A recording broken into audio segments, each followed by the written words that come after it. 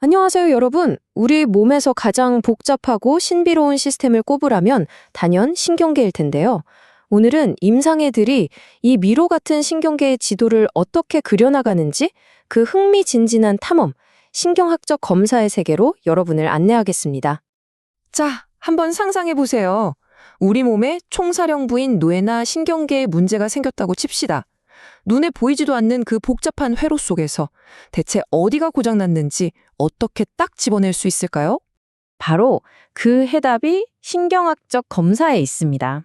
이건 말이죠. 신경계를 위한 아주 정밀한 GPS라고 생각하시면 돼요. 문제의 위치를 정확히 찾아내고 그 문제가 우리 몸의 기능에 구체적으로 어떤 영향을 주는지 또 시간이 지나면서 상태가 어떻게 변하는지를 체계적으로 추적하는 과정인 거죠. 자, 그럼 이 탐험의 첫 단추는 어디서부터 깨어야 할까요? 놀랍게도 시작은 어떤 신체적인 테스트가 아닙니다. 뇌의 가장 고차원적인 기능, 바로 그 사람의 의식과 생각, 즉 인지 상태를 평가하는 것에서부터 모든 것이 출발합니다. 먼저 환자가 깨어있는지 의식 수준을 확인하고요. 그리고 지금이 몇 월 며칠인지 여기가 어디인지 아는 진압력을 봅니다. 이어서 주의력, 기억력, 그리고 언어 능력 같은 것들을 차례차례 확인하게 되는데요.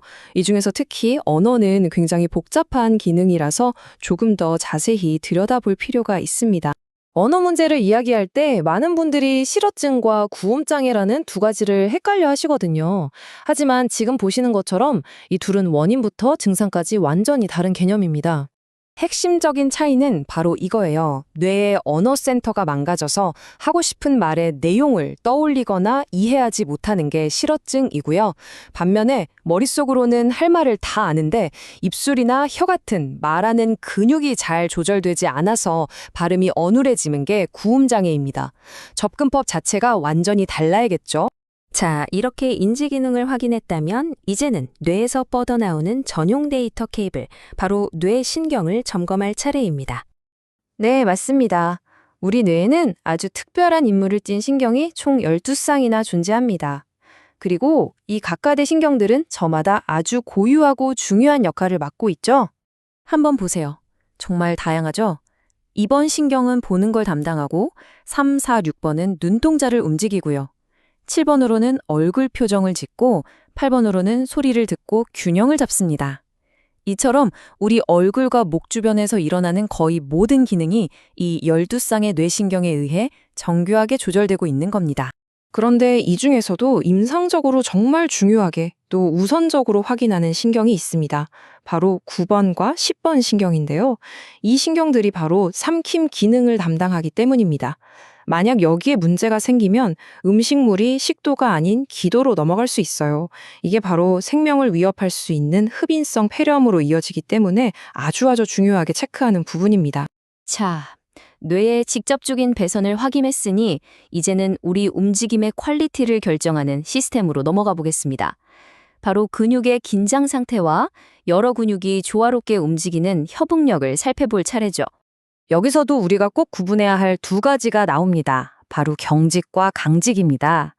경직은요, 팔을 천천히 펼 때는 괜찮다가도 빠르게 휙 펼치려고 하면 탁 하고 저항이 걸리는, 속도에 따라 저항이 달라지는 특징이 있고요. 반면에 강직은 마치 뻑뻑한 나파이프를 구부리듯이 움직이는 내내 속도와 상관없이 뻣뻣한 저항감이 느껴지는 상태를 말합니다. 만약 움직임 자체가 부드럽지 못하고 뭔가 서툴고 어색하다면 우리는 운동실조를 의심해 볼 수 있습니다. 이건 우리 뇌의 협응운동센터, 다시 말해 손해에 문제가 생겼다는 아주 강력한 신호일 수 있어요. 그럼 이 협응력은 어떻게 검사할까요? 아주 간단한 방법이 있어요. 허벅지 위에 손을 올려놓고 손바닥과 손등을 최대한 빠르고 리드미컬하게 번갈아 뒤집어 보는 겁니다. 만약 손에 문제가 있다면 이 간단한 동작조차 굉장히 서툴고 박자가 맞지 않고 불규칙하게 나타나게 됩니다. 좋습니다. 지금까지는 뇌에서 나가는 신호, 즉 운동에 대해 알아봤다면 이제는 몸에서 뇌로 들어오는 신호인 감각과 우리 몸의 자동 배선 시스템인 반사의 비밀을 파헤쳐 볼 시간입니다. 우리 몸의 피부는 사실 각 구역마다 담당하는 척수신경이 정해져 있거든요. 이걸 피부 분절이라고 부르는데요. 이게 아주 유용한 지도 역할을 합니다.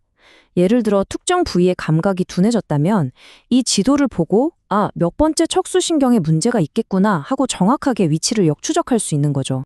병원에서 고무망치로 무릎을 톡 쳤을 때 다리가 저절로 뻥 차 올라가는 경험 다들 있으시죠? 이게 바로 깊은 힘줄 반사입니다.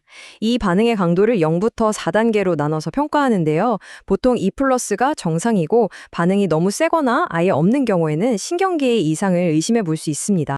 반사 중에는 정상적으로는 나타나면 안 되는 병적 반사라는 것도 있습니다.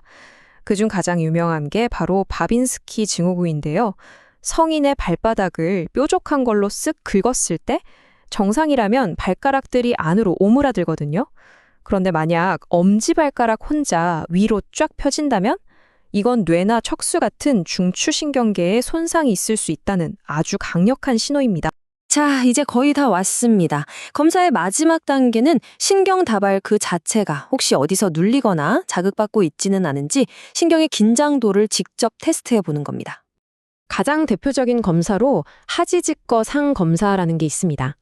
환자가 바로 누운 상태에서 다리를 쭉 편 채로 천천히 들어 올려보는 건데요. 이때 평소에 느끼던 찌릿한 다리 저림이나 통증이 똑같이 나타나면 좌골신경이 눌리고 있을 가능성이 높다고 봅니다. 여기서 핵심은요, 다리를 든 상태에서 발목을 살짝 꺾었을 때 통증이 더 심해지거나 변화가 생긴다면 이건 거의 확실한 신경 문제라는 걸 의미합니다. 결국 이 모든 정교하고 체계적인 검사들의 궁극적인 목표는요, 단순히 어디가 문제인지 찾아내는 것, 그 이상에 있습니다.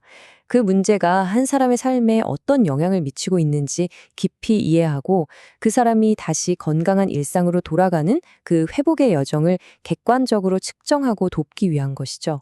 오늘 우리가 함께 살펴본 이 신경학적 검사는 우리 몸이라는 거대한 우주 속에서 가장 복잡한 시스템인 신경계를 들여다볼 수 있는 작지만 아주 강력한 창문과도 같습니다. 이 창문을 통해서 우리는 앞으로 또 어떤 놀라운 비밀들을 발견하게 될까요? 생각할수록 정말 흥미롭지 않으신가요?